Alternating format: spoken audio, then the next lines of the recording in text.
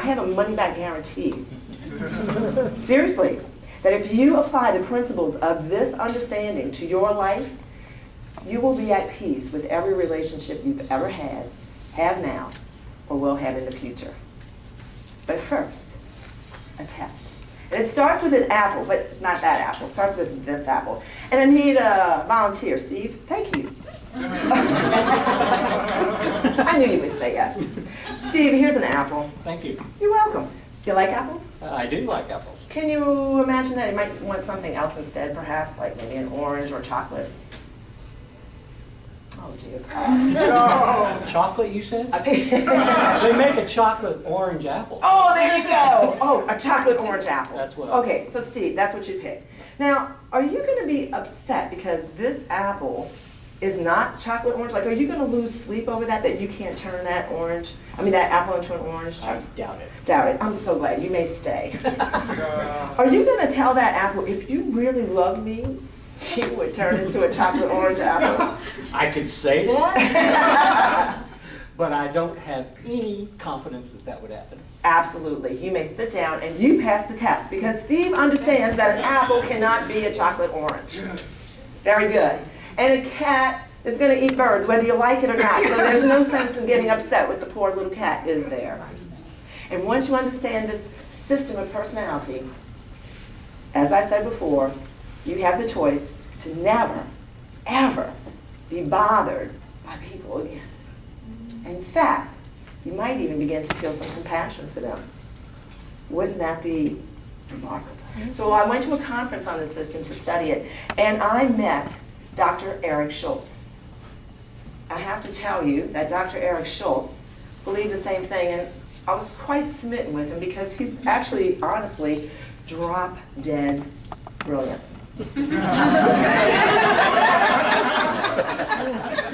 Yeah. Anyway, he and I agreed to be research partners, and we ended up researching a little bit more of the personality, and at our wedding, we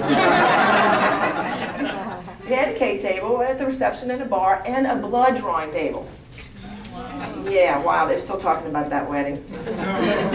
Yeah, we wanted to see if there was some connection with the genes that related to personality, and we found something very interesting. So we decided to continue our research. So at our Christmas party that year, we decided to hook our friends and family up to EEG equipment, heart rate monitors, skin testing equipment, and did I mention that we also subjected them to cold water pain tests at the same time? At the Christmas party. The Christmas party, yes. They're still talking about that. But we didn't get enough of a pain range. So at our 4th of July party, we decided to add electric shocks. No, they don't keep coming. No. And my sister said, Tina, you and Eric are nuts.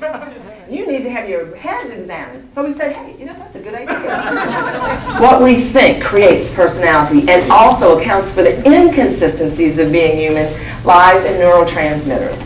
Fancy word for chemicals that help the nerves to communicate. So when this nerve wants to communicate with this nerve, it releases some neurochemicals, neurotransmitters, and it stimulates that nerve, which then stimulates the nerve next to it. And the next thing you know is you have this chain of communication that happens very, very quickly. And at the end of the chain of communication, what do you think is produced? A thought, a feeling, or an action? Interesting, eh? Well, it also just so happens that if you were to cut a human brain open and stain it, and I don't recommend you do this at home.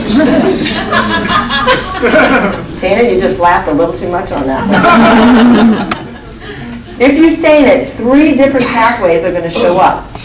Each one starts in one part of the brain and then branches out, very much like these trees, and they arborize. And even at the ends of where the leaves and the branches are, they actually affect each other. They touch. Let's go back to those neurotransmitters.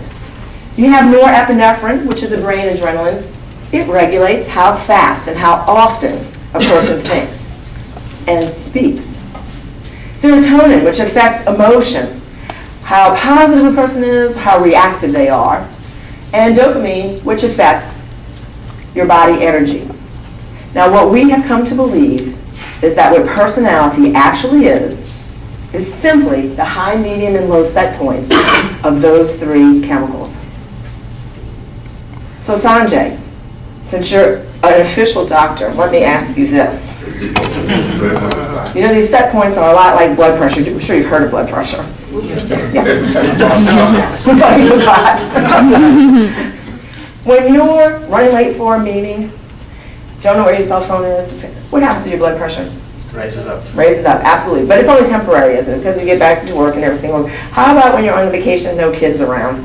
It's quite calm. That's my Saturday and Sunday blood pressure. Saturday and Sunday blood pressure. Oh, that's perfect. May I use that? I like that. His Saturday and Sunday blood pressure is lower, but it's only temporary. And we believe that your neurochemicals rise and fall under stressful conditions or optimal conditions, but also they are affected by the foods you eat, the music you listen to, the people you hang out with, your spiritual practices, everything.